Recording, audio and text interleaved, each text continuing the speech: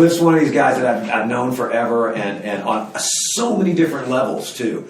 You know, his dad was my A&R guy at Sony when I was a recording artist at Sony, and then we got to know each other obviously at Windswept, and through all those years and past those years, as you go on, become an A&R guy, you go on, move on in your career, and all through this, you know, you're a player, you're a drummer, you're a songwriter. Right. And I think it'd be kind of cool to talk about that, because I think everybody that's in this camp, no matter what level they're on, you know, whether they're close to pro, almost pro, whether they're just trying to figure out the next step to go. I mean, your story is kind of like an example of like, this is what you got to do. Yeah, in Nashville. I kind of went around it in a roundabout way. Well, people will ask me like, well, what do you like better, A&R or publishing? I'm like, at this point, they're all kind of feeding the same beast. They're a different version of one side of the desk versus another, but you're still evaluating talent. You're still looking for songs. You're still looking for people who have a way of looking at the world that's unique and different. And you're still trying to find something that makes you really excited. You know. I was going to ask you too, like how all these different like lines of work that you've gone through, how they've just kind of shaped your vision of the music you're writing, or haven't they, or you know what I mean? Like, how has that affected? The longer like when you're an A&R guy and you're a publisher guy, you're wearing a different hat. And is the perspective different? Is it a little bit different, or is it the same, or how does it? Yeah, it's always different and changing. You know, a lot of times when people would ask me that, one of the things I learned doing A&R at a label, for example, I learned a lot about the country radio game. Yeah. And I always said,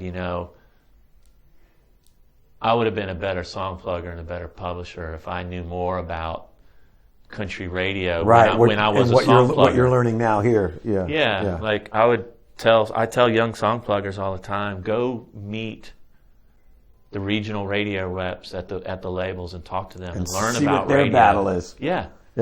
It changes the way you evaluate and look at songs. Yeah. You really start to think about giving radio people and A&R people and producers songs that they can use. Yeah. And that isn't always the best song in your catalog. No. But you have to start to really understand, like, there's great songs, there's hit songs. Sometimes they're the same thing. Sometimes they're not. And what this particular artist needs, because they're in this particular moment in their career, because the one they just put out didn't work, and it was this style, and they need to get away from that, and they need something that's going to break some new ground for them, but it's still got to be radio friendly because this and that. And you really got to understand a lot of that ins and outs. And it's easy to like be a publisher and be almost in a closed world of like just songs. Everything's great. This new song, this song is the greatest song. The purity of you just liking this is the thing, most exciting song I've ever heard. Somebody should cut this. It's going to be the greatest hit. And it's like sometimes that's a bit of a fairy tale La La Land. Like the real world of getting a song played on the radio and getting a new artist through the shoot versus, a mid-level artist versus a star, and the different things that come with all that. Like, learning some of that is really helpful to a creative person, I feel like. Yeah, I agree.